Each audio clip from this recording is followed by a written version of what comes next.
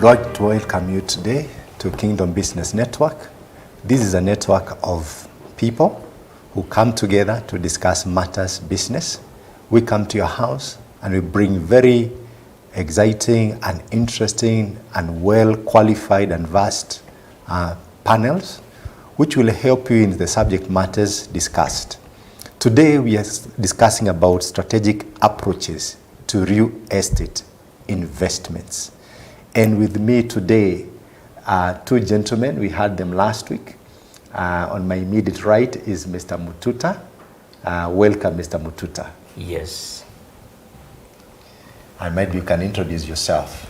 I'm Mr. Mututa Kisinga. I'm happy being here. KBN or KBN. Yes. Thank you very much, Mr. Mututa. Yes. And next to Mr. Mututa is Mr. Wambua. Mr. Wambua, welcome to this program this morning. Thank you, sir. Can you introduce yourself? My name is Joseph Wambua, CPA Joseph Wambua, and I'm happy today to be with you at Kingdom Business Network. Yes, I'm ready for discussion. Today we are discussing about what? Maybe you can just break it down. What should the viewer expect this morning? Okay, today we'll deal with the strategic approaches on real estate investment. Yes. So if somebody is renting property and he wants to become an investor, today is a day that you can kick out that landlord and you become the landlord yourself. Sounds very exciting, because today we're going to hear from the experts themselves, and they will save you a lot of hassle, a lot of trouble, a lot of money, because these tips that we are giving you today will actually help you make good decisions to invest and get that investment that you've been dreaming of. And my immediate left is Enoch. Enoch, welcome to this program. You can introduce yourself. Thank you so much. Yes, my name is Enoch Chitonde Chijap, a man from Uganda living in Kenya. It's exciting because God is unfolding so many things in this good land of Kenya. And for the young people, when you read the Bible, it talks about a very famous man, Abraham, who was a very big landlord. You know, God gave him so much land. He promised him, and he had the land. So when you read that, some of those scriptures, we are so excited in our generation, and we are wondering how really can we also be like them? How can we imitate those patriarchs? How can we acquire this land? How can we live in a world of abundance? So when you talk about strategic approaches to real estate investment, I'm very excited. I'm a student. I am ready to learn, because I know even as I read the Bible, I don't just go and claim someone's land because it is written in scriptures, I will give you, you know. So I need to have the strategic, the wisdom to acquiring the land. So I'm very excited, and I want to appreciate all the young people that have been following us, that have subscribed, that have given us good feedback. This is our day. You're getting from a renter to a savvy investor. This is so exciting, Bishop.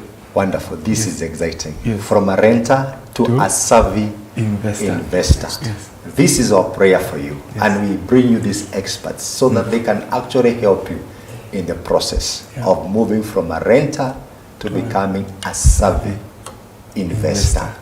Just in case you're watching us on Faith Today TV, tag a friend, let them watch also. In case you're watching us on social media, Facebook and YouTube, we would like to encourage you to tag a friend also. Also consider subscribing on YouTube and also liking the video. It helps us with the algorithm. It helps us spread the message. We are a faith-based organization, bringing people who believe in the Christian faith. So we give you tips which will help you a lot, even in your Christian life, and to also do business in a Christian way, a way that glorifies God. And that's why today we have these wonderful men who are going to actually help us in this subject matter, moving us from being renters to becoming savvy investors. Yes. Mr. Wambua, what do you have to say about that movement? Okay, fine. I think in real estate, we have so many opportunities for people who are currently renting the premises or renting houses as tenants, they have an opportunity to become landlords or to become investors. Okay. And today we are going to discuss about various approaches that can help you, that can help an investor. So there is opportunity for people to move from renting Yes. to investing. To investing. How is it? Is it? Might be somebody there is asking, is it easy? What do I need? Yeah, it is easy, not easy per se, because you need to have some skills, some knowledge, you need to have some information that will enable you realize that you can become an investor. It doesn't matter whether you have the capital, whether you have the money to maybe start your own investment portfolio.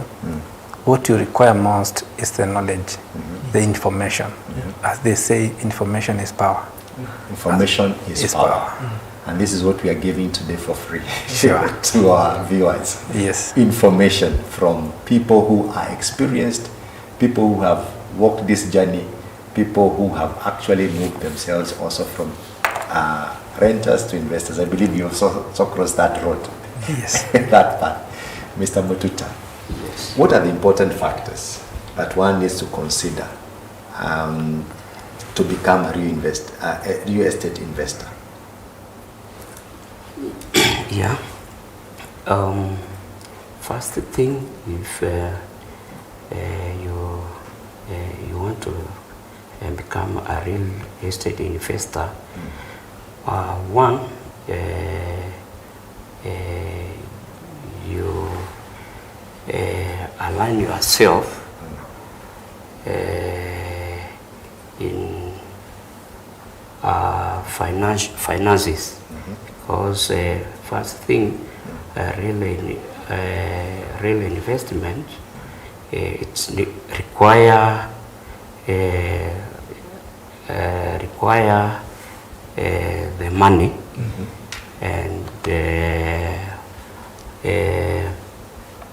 it's also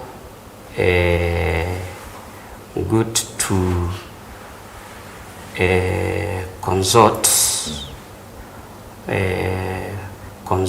how you go to the ground first thing, and then you see whether you can manage to invest in a real estate, because of the, you have to inquire the history of the ground, whether you will manage which side, because there is a difference in a real estate to invest. Okay. Yes. Mr. Ambua, what do you have to add on that? Okay. I think ideally what we need to tell our viewers is that we have different approaches, numerous approaches or strategies, or now you can transition from being a renter to a landlord or an investor, in other words. And today we will discuss about the commonly available approaches. Okay. Yeah. I know you have seen in most areas in town, there is this we call Airbnb. Yes. What do you know about Airbnb? Well, very interesting things Yes. are coming from Airbnb. Yes, yes. We know these are rental properties. People go and rent, and then they hire them out. They rent people out come and to sleep travelers. there. Yeah. Yeah, you So do not that's what we you do hear. not own the property per se. You have no ownership rights, but you rent it from the rightful owner. Now you furnish, then you rent it out to the travelers. So that is also an approach. It's also a strategy that Let's stick there. yeah. you've raised a very important point, that your first approach is you can actually go and rent somebody's property, Premises. turn it out into a money-making house. Yes. You call it house. Yeah. And you call it an Airbnb. Yeah. Take us through the process of Airbnb, because I also hear that you have to be registered somewhere, I don't know where.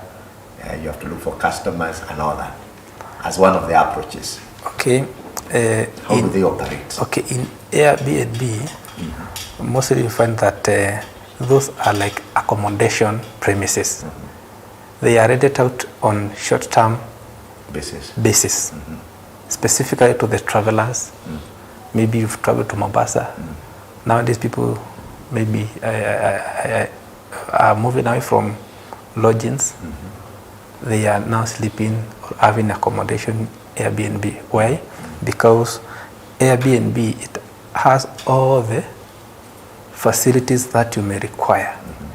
You can cook for yourself. You have hot showers. Ideally, it's like you are in your own house at home. You can manage your things there.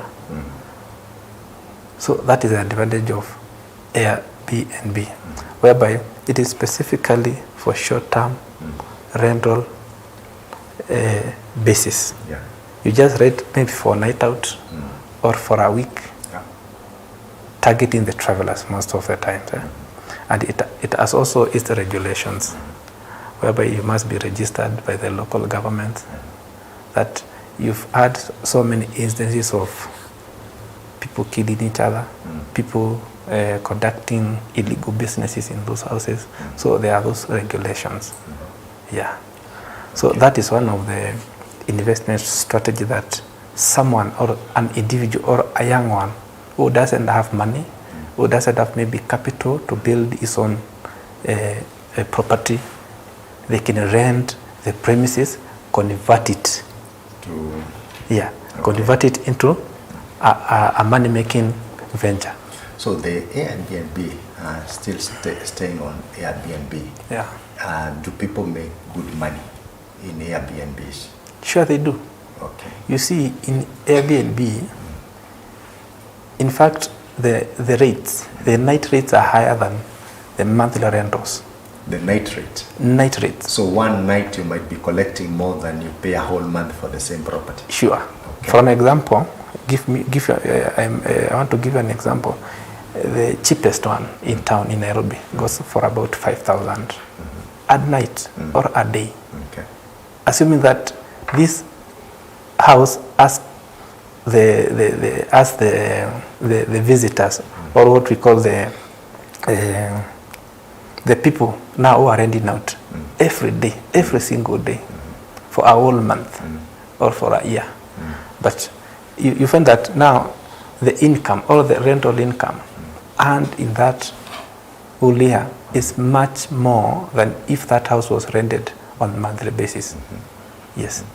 What about the maintenance of this Airbnb? Because I believe that if you have taken an Airbnb, if you own one, you have to take care of the laundry there, you have to take care of the cleaning, you have to manage the bookings, you have to manage the marketing. How do you go about all this?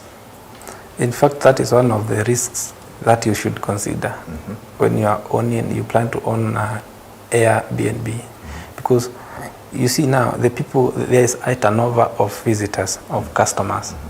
Today you have someone who is maybe as a family. They will maybe stay there for a week.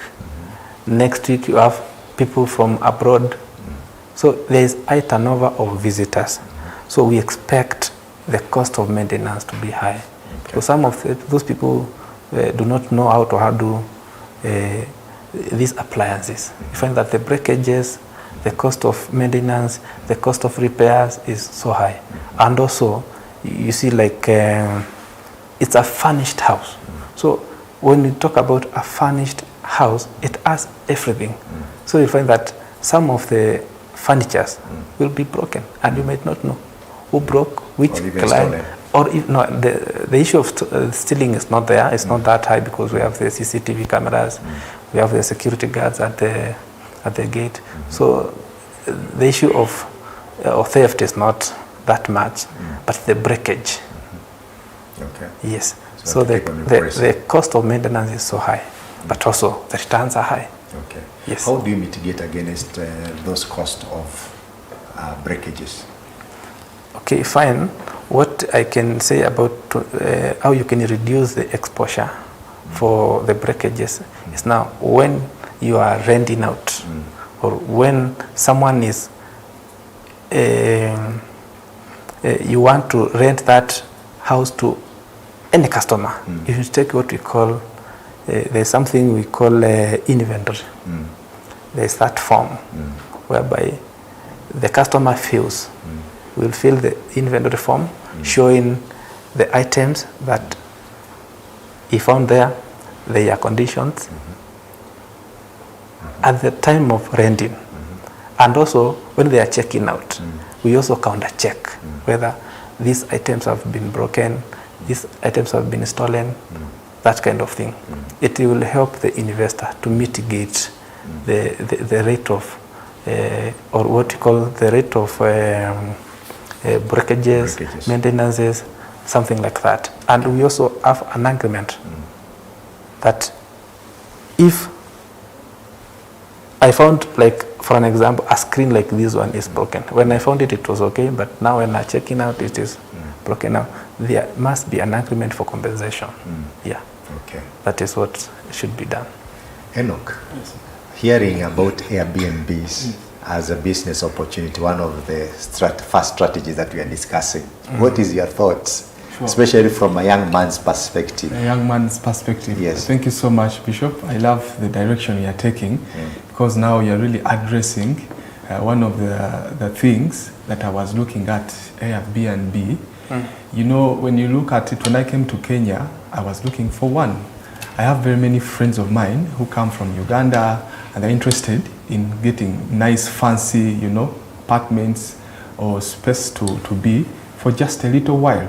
So when you talk about that as an opportunity for us as the young people to venture into, I'm excited because, you know, when you look at the news today, they only talk about the bad side of Airbnb. They talk about the killings that happens, the bad stuff there.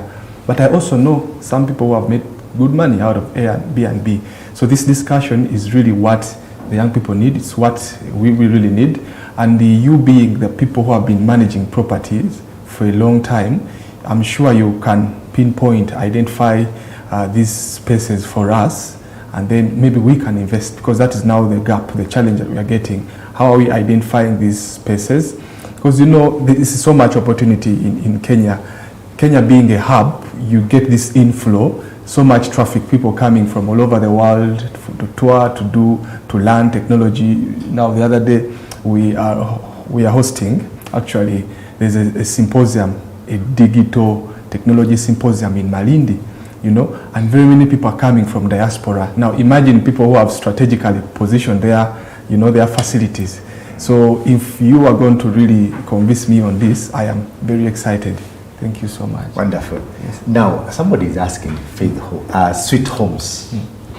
Tell us, somebody wants to set up an Airbnb. What are the financial considerations? How much is it going to take to set up an average Airbnb business? First thing, you can check whether you can afford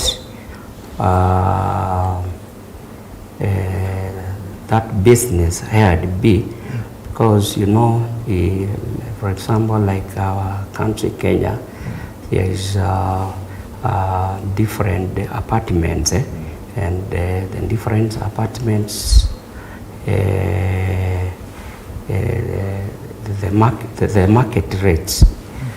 First thing, you consider the market rates, and you do the research on ground, and after you get the apartment which you can afford, I think you can start from there. And also, it's also inquire, first thing, you inquire from the neighborhood, because you know you can go somewhere where you can't even afford. Yeah, so if, for example, you can have a small amount like 10,000, and then maybe the owner of that apartment is renting 5,000 example. So that one you can agree with the owner. Yeah, you want you want to rent A and B, because you know this A and B, it's good also to disclose to the owner of that apartment, because of in case of any problem. So you can become a landlord from 5,000 to even 50,000 per month. Yes. Okay. Yeah. So you're saying you can start from 5,000 to 50,000. That is the cost. Is it we call it cost, or is it the rent for that property? That's the rent of the rent. the unit. And of course, I believe One that unit. if you take a very low end, then you'll struggle in the quality of customers that you attract. If you go higher end, then you might also be able to attract the likes of the investors who are coming to Malindi, and as he mentioned, isn't it? Yes, So, yes, so, yes. so the cost then would be, one is the cost of the rental property. The second cost would be the cost of Furnishing. That includes the equipment, the TVs, and Sure. the rest of it. Is there any other cost? Yeah. Licensing and all Licensing, sure. that? What else? Yes. What else is another cost consideration? in NB, those are the people in business. Yes. They are not like the people in residential. Yeah.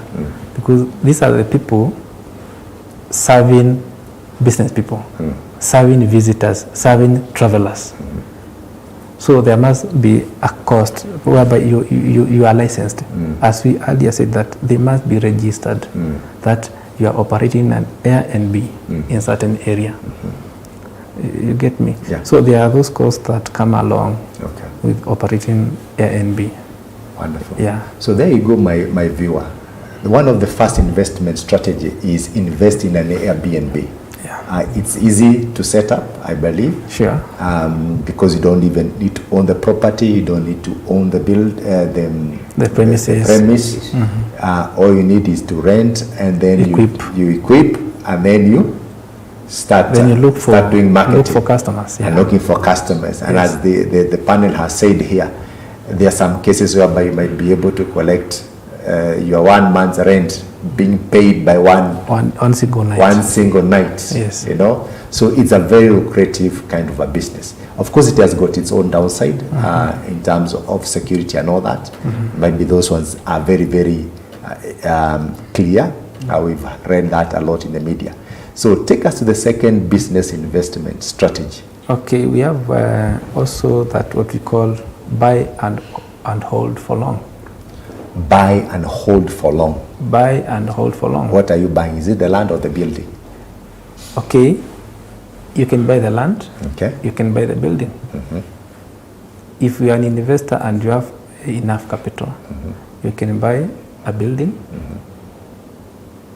you rent it out to your tenants or to your customers for a long period of time. Yes. What is the purpose for that? To earn or to generate what we call long-term wealth, to generate income or to generate wealth in long term.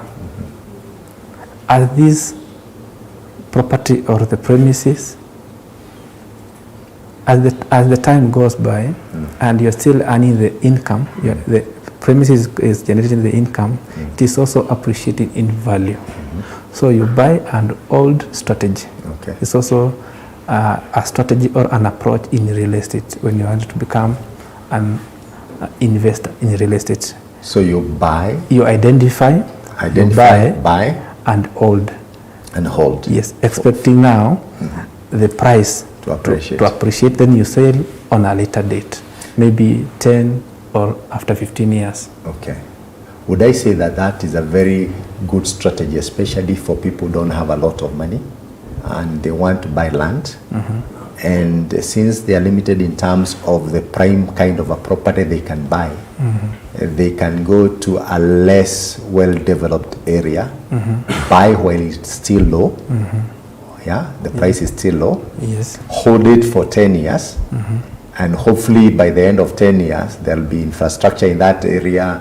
The place has developed, and now they can come and revisit Yes. and enjoy the capital appreciation. Sure. Capital gain. They call it capital Yeah, gains. when it's eventually sold. And then you eventually sell it. Yes. So you can actually go to areas like, even if it's Kitengela, or which are there, Mala, In Mala. Joska, Yeah. and the rest of it. So that Walimu is- Farm at the Sure. far end. Yeah. You know, these I'm just mentioning about areas near Nairobi, and you, because the land there is still very cheap. Because if you are to think about buying land, let's say in the CBD, you can't afford it. Yeah. You know, but the further away you go outside the main cities, whether you're in Nakuru, you go further away the main city. Eventually, I believe the city will still catch up with those areas, because like if you look at the development in Nairobi. Nairobi, there's a time we had what we call the outer ring road. The outer ring was supposed to be like an outer ring of the Nairobi city. An exit. An exit, you know, Yes. that was like the farthest. Yes. Today, outer ring is like in the center of the city, because now we even have now the bigger bypasses, and they've opened now areas. Now we are talking of Nairobi Metropolitan, which goes all the way to Kabati, to Kajiado, Machakos, and the rest of it. Yes. So in that big area, development is slowly catching up to the farthest point. So you can assume somebody who went to the farthest point at that time, today is now enjoying, because infrastructure is now catching up with him. Development is catching up in those remote areas, so-called remote areas then. Yes. Is that what you're talking about? That is what I'm saying. Okay. You buy with an objective of selling Okay. later, Later. when the property has now appreciated in value. Okay. And as you own this property, it has also been generating some income for you. Maybe you have leased to someone who is maybe doing farming. You've also put up like some permanent structures there. As you wait for the property to appreciate in value, then sell later on. Yes. So that is also a strategy. Okay. Yeah, it's a strategy in real estate when you want to become an investor. We'll take one question from Eno before we take a short break. And then after that question, we'll get to how do you go about identifying that land and the due diligences and the steps that you need to take to ensure that you actually get what you want. Yes. You know? Yeah. So Eno, what is your thought about buy and hold? Well, thank you so much, Bishop. I'm enjoying the discussion because it is really guiding me rightly, because it started with the low end or the baseline, where one can start with maybe Airbnb, which is very affordable. Then when a young man has accumulated enough wealth, then you can think of buying the bigger properties, and then you hold, let it appreciate, and then later on sell out. So I'm excited to see that process coming through, because my mentor, Bishop Peter, always says that small things grow. So you have to start somewhere. So you've showed me where to start. The next step is now, after accumulating enough, I can now invest and then hold, you know, because there's that instant money that you require, but then there's that money that you wait for after some time, which is really sweet. So my question is, the other day we were exploring some plots of land in Kitengela with Minister Mtuta here is having some land. So my question is it only Kitengela? Do you have more other properties, and what can someone start with? What is available? Because after getting the strategy, I'll be excited to know what I can start with. So talking so of price conscious Absolutely. customer. Yeah? Yes, yes. Okay. You can. Okay. In the land where you want to start to buy a land, first thing, you do a visit, because you know it's good also to know the place which you want according to your capital, because you know in for example in Kitengela there is the land which is touching the main road, from the main road, that is Namanga Road. That's a plot, it's expensive than which you go inside like 10 kilometers. So from the what I can advise the middle class or the youth, you can invest the lands which is cheap, and after like 3 years, 4 years, 5 years, that land will appreciate you. Yes. Okay. Yeah, because you know, like our country, Kenya, the lands, it's appreciating after even a month. Okay. So you can buy today, for example, you can buy a land for 500,000, and after a month you can sell 1 million. Wow. Yes. Wonderful. Yeah. I think, my dear viewer, we will take a very short break, and after we come back, we'll be engaging Mr. Wambua and taking the question on how do you go about identifying that land. I also want to know, is it really possible today to find land appreciating very fast, or are those days over? You know, because there's a time I knew land was appreciating very, very fast. But right now, there seems to be a slowdown. Might be we'll take that immediately after the break. So with that, dear viewer, let's take a short commercial break and we'll be right back. Thank you for staying tuned.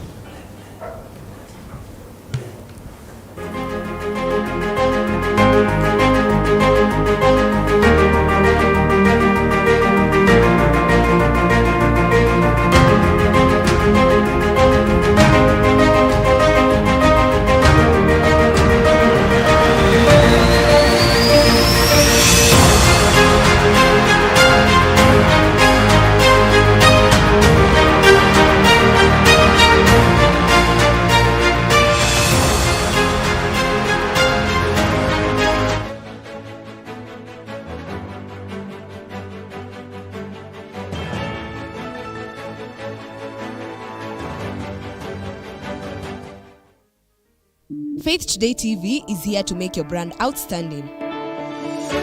Worry not on where to advertise your business or your product. Call us on 0114 777. I'm so excited about my new book, My Times and Seasons. Well, this is a very impactful book that I wrote, and it took me several years just to come up with this book. And basically it's about my personal story, you know, from bringing up, growing up, you know, career, business, family, misfortunes, challenges, losses, recovery, restoration. I mean, so much that I have been able to cover in this book. And I want to encourage you to get a copy. You can call that number, you can send a message, and even if you're not in Nairobi, we can ship it to you, and we can send it to you wherever you are.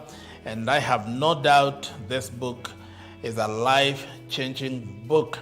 The other day, somebody told me they bought for somebody bought for her sister, and when the sister read this book, My Times and Seasons, she actually was crying. She was saying, "Pray for me. I want to come to the Lord. I want God to change my life." It was such an inspiration for them. And I want to encourage you, get a copy today and call that number, send a message, and I will be able to send you this book. I'm sure this book will be a blessing to you and to somebody. Very impactful, life-changing, about my story. God has, how God has used my life, changed my life, restoring my life. God bless you as you get a copy of My Times and Seasons. Asante, and God bless. Mountain Moving Faith. This is my latest book. And if you want to learn how you can move mountains, life has many mountains. While this journey, you will encounter mountains and you wonder, how can I move mountains? This is a book to read. And it took me time to research, to pray, and to wait on God and look at the scriptures and what Jesus talked about moving mountains. And this book is quite a story, it's quite an inspiration, it is quite something that will change your life. So order your copy today. We can send it to you wherever you are in this country. We will be able to send this book to you on Mountain Moving Faith. Call that number or send a message and our team will be able to ship it to you wherever you are. There's a book to read. You can also buy for your friend, for a family as a gift. And I have no doubt they will thank you and that they will be always thankful for what you have done for them. So God bless you as you read this book, Mountain Moving Faith. I wrote a book, a powerful book, that is 7 Keys to Success. All of us want to succeed. Nobody here wants to fail. I have no doubt you have a deep-seated desire how to succeed, but you wonder how. There are principles in this book. I call them keys. There are 7 of them that I have elaborated, that I have discussed in this book, and I have no doubt when you read this book, well, you will succeed. Many people have read it and they have come. The other day I met somebody who told me, well, I read your 7 keys to success and I have been teaching from that book. Actually, she's a pastor, and she told me, well, I actually bought several, I have given to my leaders, to my people. You can use it also for teaching and even blessing other people in your family, church, and friends, even your place of work. 7 keys to success. I have no doubt when you read this book, you will succeed. Failure is not your place to be. You can be successful by reading 7 keys to success. Call that number, send a message, and we will respond to you and send you a copy of this book. God bless you and see you soon.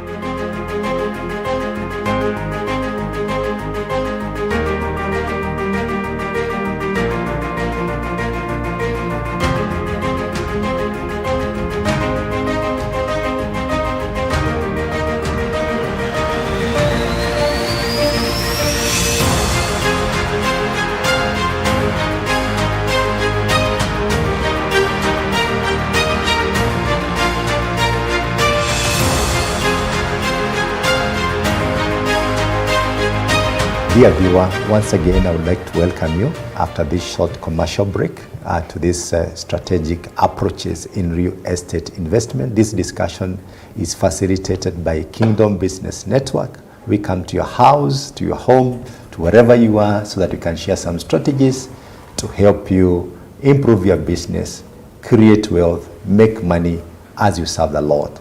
And before the break, we were discussing about a strategy, which was a second strategy this day, whereby you buy land, you hold it, and then you sell it after some time. And I had asked a question to Mr. Wambua. Is appreciation or the gains in capital from this kind of an investment, how are they today? Are we still getting people making money today from this kind of an approach? Well, the properties are, the capital gain in property is also there, up to date. You take for an example, you bought a land 15 by 100 along Kangudo Road, worth like 500,000 Kenya shillings. In 4 or 5 years down the line, you find that the property is going at $1 million. So that is what we call the capital gain. The difference between what you bought and the much is going at the moment, the current market rates. We have these factors that determine the value, the the appreciation in value of a property, like road access, like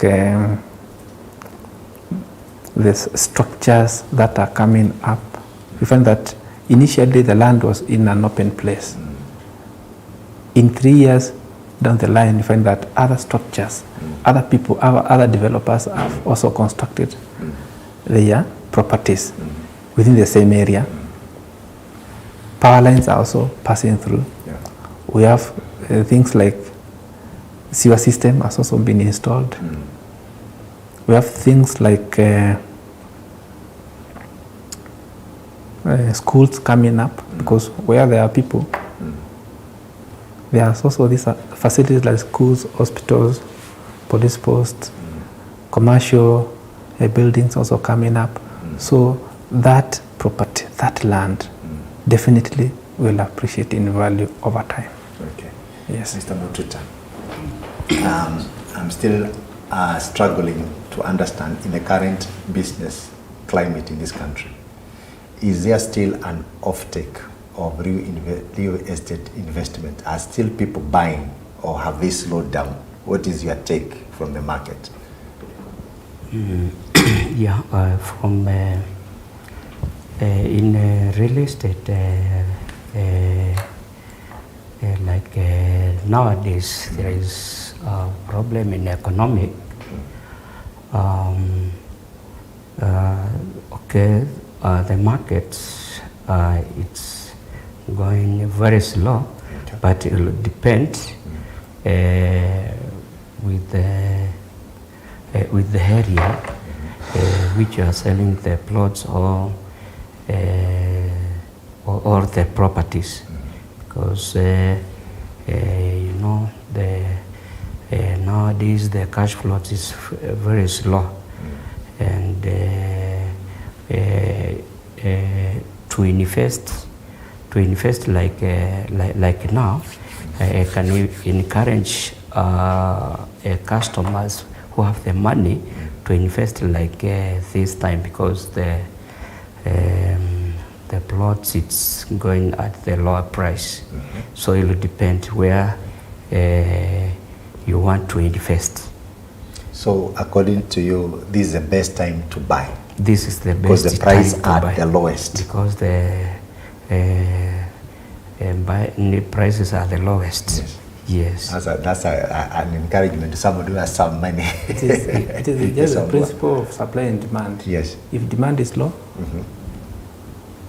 the price goes down. Goes down, to yes. attract the customers. Yes. Now, since now there is no demand, people have no money, prices have stagnated. We are not increasing the prices. Some have even lowered their prices, Yes. so that they can attract customers. And I strongly believe that a Yes. time will come when the economy bounces back. Yes, sure. The prices will also go high. Yes. So in kind of this strategy we're talking about, buy, hold, and sell Sell later. and sell. Yeah. This is the best time to do it. Yeah, exactly. So if you have some money somewhere, instead of that money lying idle, put it in some land, because you will get very good bargain prices now. True. And years to come, the economy will be good for sure. We believe that. Yeah. You can be able to sell it at a good a profit. So that takes us to the third strategy, investment strategy in real estate. What is it? Well, we also have a strategy we call fix and flip. Fix. And flip. Fix as a kukarabati. It's just a strategy whereby you identify a property that requires some renovations, some minor improvements. As an investor, you buy that property, you do the improvements, then you sell it for a quicker profit, and in the process you make money. So this is a process whereby it is a strategy whereby you can become an investor. Your work is just to identify the property that need renovations, that are, maybe we can say they are underpriced. Then you renovate them, then you look for a buyer, you sell them at a higher price. In the process you make money.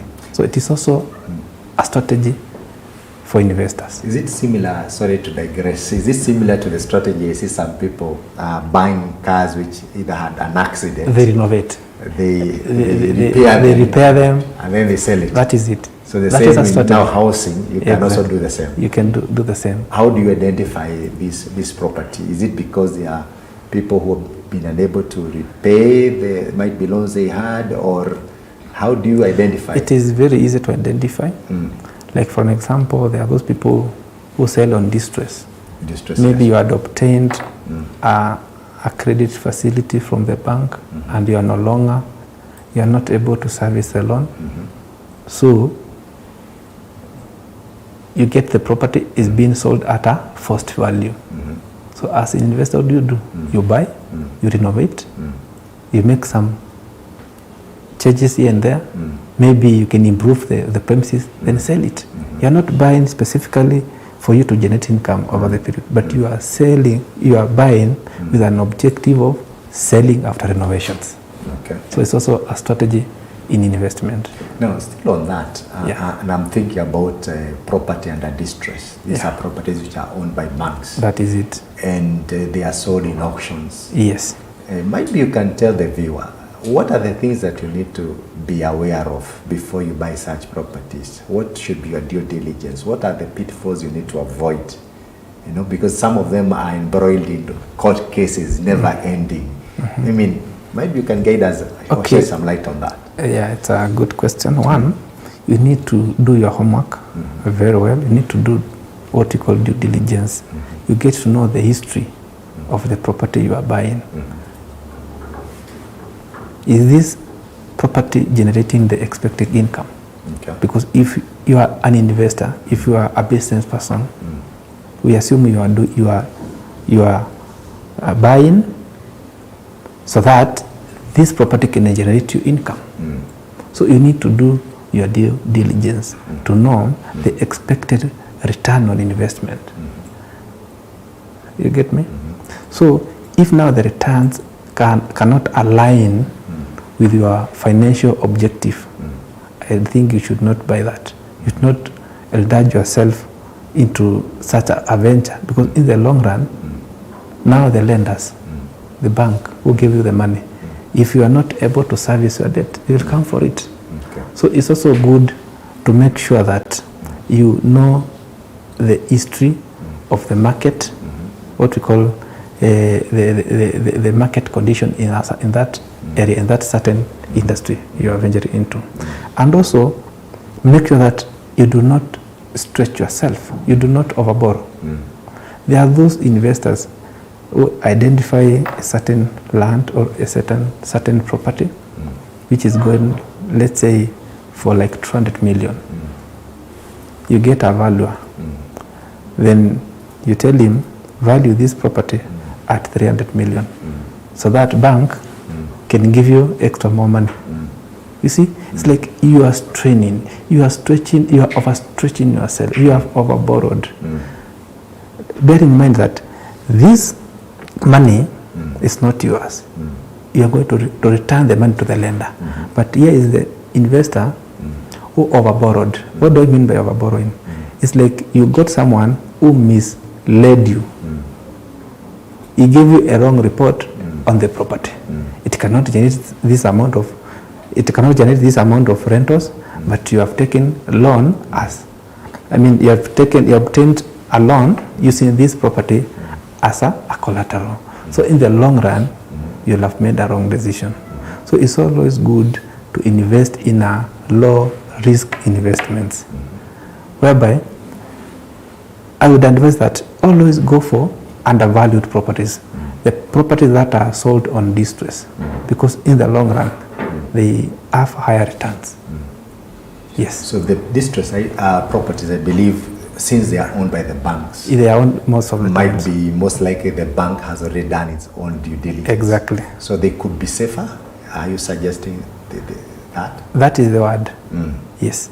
And can you use the same property to actually use it as collateral in borrowing to buy the same property? No, you cannot. When it's still under distress, is it possible? Okay, what happens? You see, banks are also in business. They are trading. After now, you identify the property. You give them a proposal. They will ask you how much are you willing to raise, so that the bank can buy the property for you. Say for an example, the property is worth like 200 million. The bank will give you what we call an offer, telling you, we are going to raise this much, like for example 70%. They will also request you to raise 30%. Okay. To deposit 30% of the amount With them. Okay. It is also security. Okay. Yes. So in other words, it's also still possible to get the 70% as a loan from them if you deposit 30%. It's true. Okay. Yeah. Okay. So that way they are able to determine your ability to repay. Yes. If you cannot raise the 30% value of the house, of the property, now you are disqualified. Okay. Yeah. So those are the measures they take to measure or to determine a customer or a borrower who can repay their money. Wonderful. Yes. And of course, your thought on that? Well, this is so sweet, and I believe this is a great conversation. I see words of wisdom being shared here. And when you look at Philip and Fix, or Fix and Flip, when you look at Fix and Flip, I believe it is a godly principle because God gives beauty for ashes. So I believe most of us as the young people, if we can, because there are those people who have been worried, they're in so much fear, how can I start investing in real estate? Where do I even start? Who do I talk to? Who do I consult? But I'm very excited that on KBN, we have the blueprint and the right people to guide us through the way. Yes. You know, Moses is worried, how am I going to lead God's people? God has assigned him, he has identified him, and he tells him, look, what do you have? He had a stick. So I believe that you guys have given us a broader perspective on investing in real estate, that someone does not have, you don't need to have it all figured out. Just look around you. You know, there could be the property that is tattered, that is in distress, you know, think of how you can acquire that property. You know, that is maybe the way you need to start.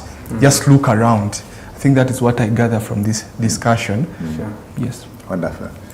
Now we go to the fourth strategy. I believe you have a fourth one. There are many. We have so many strategies. Bring it on. Let's hear. Let me give you the fourth strategy, which I call wholesaling. Wholesaling. Wholesaling in real estate is whereby an investor acquires or contracts for a building or for a premises from now the original landlord or the original owner of that property. Okay. And he also leases it to the end user. Okay. Like if I may give you an example of stalls in Nairobi, whereby you acquire a space from the landlord. Then you subdivide those spaces into smaller stalls. Then you rent them out to your tenants. Okay. So now you act as a middleman between the seller with the landlord and the buyer with the consumer. You get me? Okay. So, in a normal practice, do you rent the whole building or you can rent, let's say, a whole floor? It can be a whole building or a floor. So it's possible yes. to do a half or a floor or something. In fact, nowadays, even you can rent a retail shop. Okay. I can rent a retail shop from the landlord. I look for a customer who is willing to rent it out from me at a higher price. How does this differ from subleasing?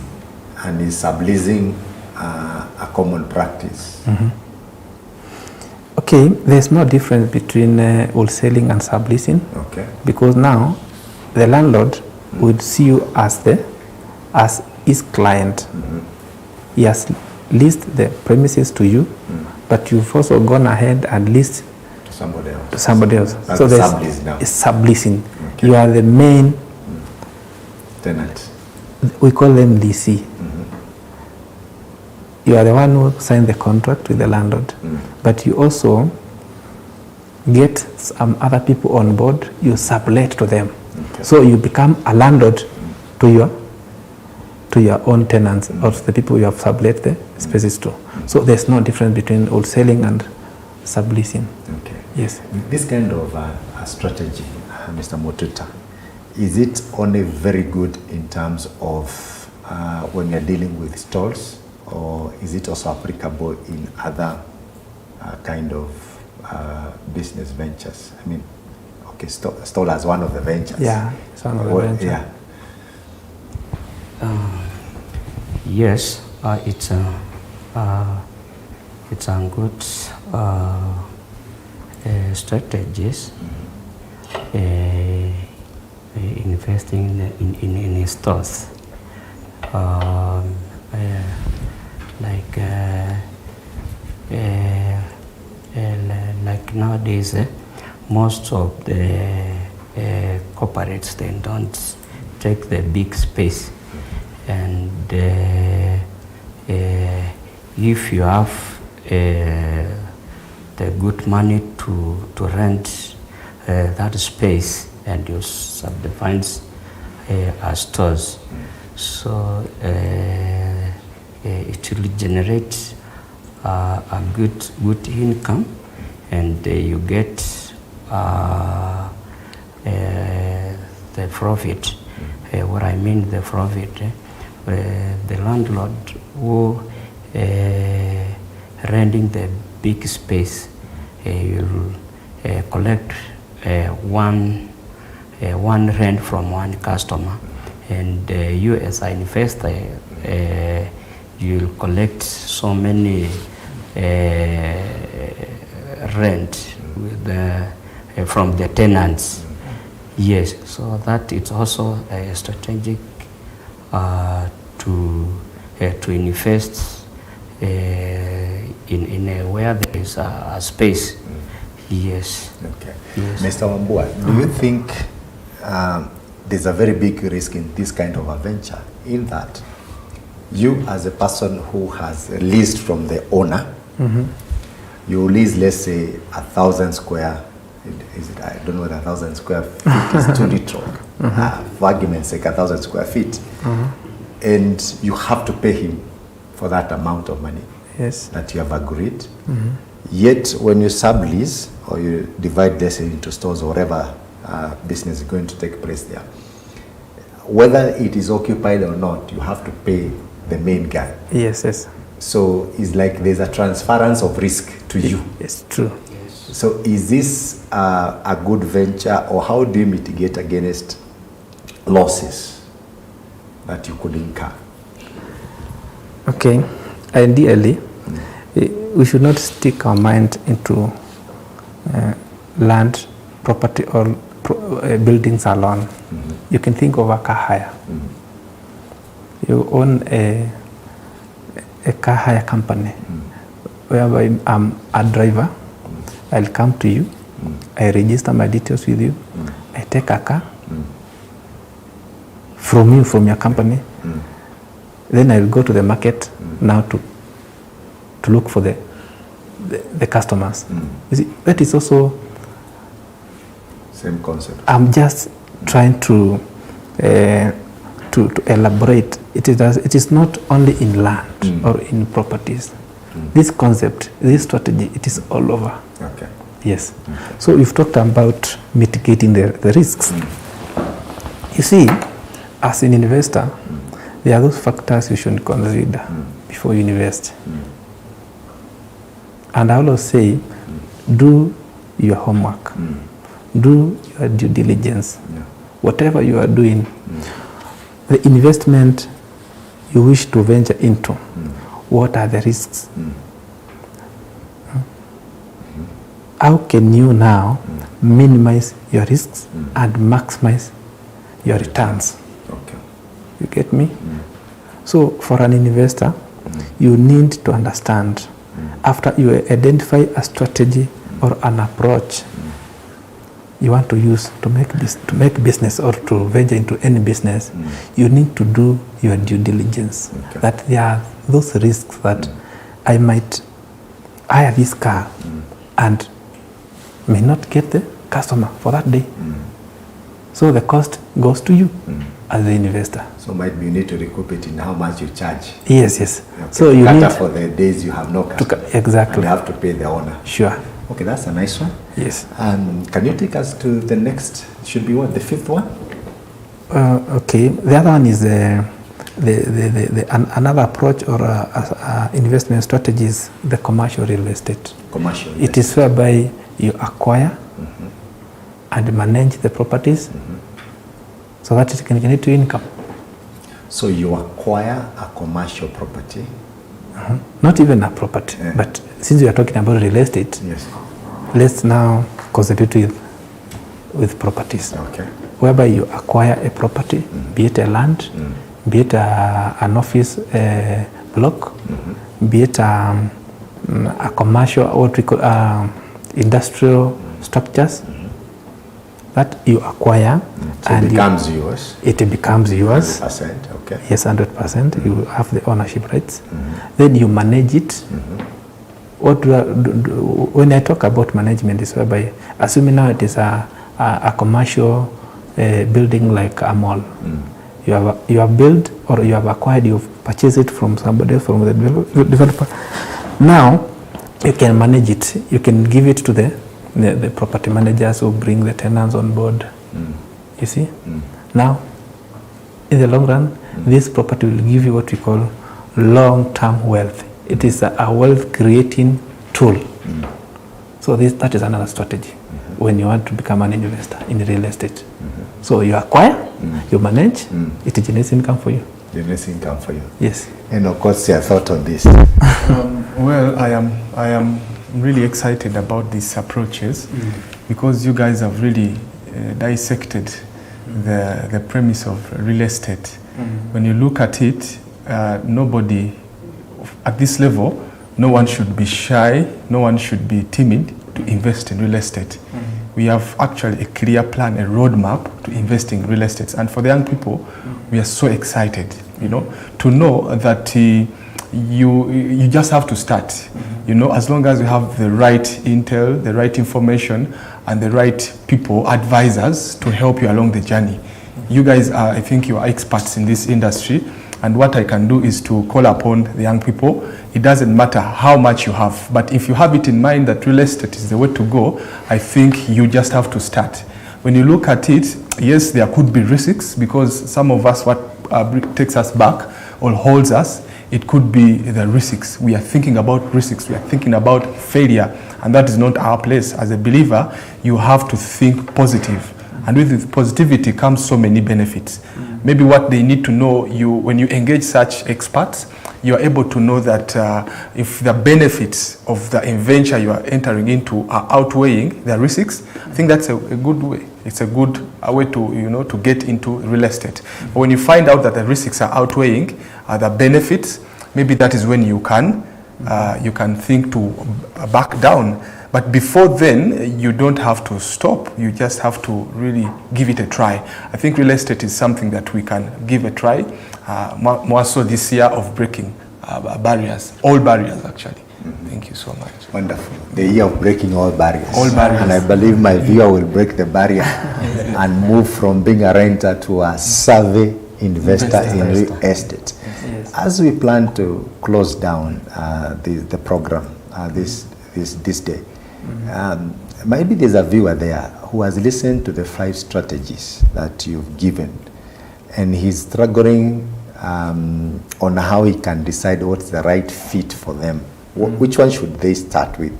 What's the right fit? What is the right strategy for them? What would be the guidelines in determining that? Okay, if I may take on that, they are called tactics. Tactics that you use or that you can apply in real estate investment. Okay. They are numerous. We have just to mention a few of them. One is to do due diligence on any kind of venture. You must do your homework. You must get a history of any kind of venture. If, for an example, it's a property you want to buy for commercial purposes, one, you need to know what we call the structural plan of that premises. Does it comply with the requirements? And also, what is the occupancy level of that property? Because ideally, we tend to determine the value of any property depending on the amount of income, the returns to the investor. So you need to do your diligence to determine this kind of investment. How much am I expecting? What is my return? What is the return on my investment? What are the risks? You get me? Yeah. And also, there's also another thing we call, now you identify the strategy now. Is this strategy suitable for me? All those 5 strategies I've given you, which one is best suitable for the kind of investment I want? Do I want the fix and flip? Is it buy and hold? Is it wholesaling? Is it commercial? Real estate where I acquire, I manage them, it brings. So those are the strategies you should consider. And also you should consider the fact that what we call borrowing, the financing. When you are investing in real estate, make sure that you do not overborrow. Don't overborrow. Sometimes investors borrow a lot, borrow too much when the times are good. Have in mind that there shall come a time when you will not be able to repay. So what will you do? So it is a factor to consider that you should never ever borrow or overborrow to finance an investment. I know you know the risks. Yeah. If you are not able to now service your debts, you'll be auctioned. Yeah. And you'll have also lost because when you are not able to service your loan, you might have also put your personal investment there, your personal savings there. When the lender comes, he will not consider whether you had put anything there. He'll just auction you and you'll have lost your savings plus your property. So always consider living within your means. And also make sure that if you are borrowing, you are able to repay. You are able to service your debt. Another thing is that you should not invest in a risky venture. We go back to the due diligence. Due diligence, yes. You should never invest in a risky venture. Make sure that you have information on whatever kind of investment you are making. Yes, we know the high risk venture has high returns, yes, but you should also be very cautious. You might venture to a very risky venture which might not bring the high returns. The high returns, yes. You understand? Another thing is that you should always seek professional advice when you want to venture into real estate. You should always seek professional advice. If it's a property, like a commercial property, a real estate, a residential property, you need to have an opinion from the lawyers, from the property managers, those we call agents, from people like engineers, so that they are able to advise you on the structural yes of the property. Those are the things that you should consider as an investor in real estate. There are many, but I've just mentioned a few. That is very enlightening. Yes. Thank you very much. So as we plan to close, I'd like to take some closing remarks, starting with Enoch. What's your closing remarks? Thank you so much. Our viewers, I want to appreciate you for being part of this KBN every Thursday. Those who are tuning in, those who are subscribing, commenting, we are really grateful. You give us the energy. And then what I have to say is these experts have given us the 5 strategies for you to overcome or to venture into real estate. David needed just 5 stones. He didn't have to use all of them. So maybe when you go through this conversation, you will identify just one strategy that will help you enter into real estate and succeed. Because all you need is the right information, all you need is the right people with you to venture and succeed, because it is possible. You can make it. We have seen it work, and it will work for you. I also want to remind you, next month we are going to be having a youth gathering, a youth conference that is going to empower very many young people. If you can, please come and attend, be part of this at OFC Ministries. Thank you so much. I also want to talk about the Malindi, the Digital Symposium, Technology Symposium that is happening on the 11th of April. It's going to be massive. You need the information, you need the knowledge, and this is the opportunity. Thank you so much, and God bless you. Thank you very much, Enoch. Mr. Mututa, what are your closing remarks? For what I can say, thank you in fighting for the KBN. It's a very nice one. For our viewers, conduct our sweet homes. You will get sweet homes, Blessed House, second floor, room 25. Will advise in real estate. Don't fear to consult us. We are okay in the real estate. We are very transparent in this industry. What is important is to consult the people who are transparent in this business. That is the key in this business in the real estate. So you are welcome. Thank you very much, Mr. Mututa. Mr. Wambua, closing remarks, please. Thank you, sir, for having me. My closing remark is that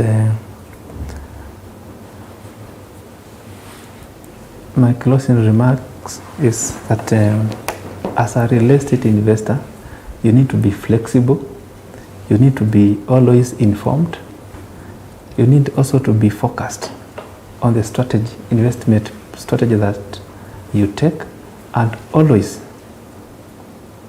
be able to adjust based on the market conditions and your personal circumstances. Sweet Homes Management Limited, we are located at Blessed House, which is along Super Highway, Thika Road, on room number 25, second floor. Thank you so much for having us. So thank you very much, our viewers, for this wonderful session that we've had with Sweet Homes. Thank you very much, Sweet Homes directors and management, for the discussion that you've helped us with. The tips were very inspiring. I believe that somebody somewhere is going to move from being a renter to a savvy investor. Keep on being tuned to these programs. We'll keep on bringing you experts, and whatever your passion is, whatever line of business you are in, we'll make sure that we'll bring an expert who's going to inspire you. Tag a friend, let them know that Kingdom Business Network is here to help you create wealth, to help you in your business, to help you solve the challenges that you're facing on a day-to-day basis. With that, I'll say God bless you very much. And if you have not subscribed, please remember to subscribe on YouTube, and God bless you very much. Thank you.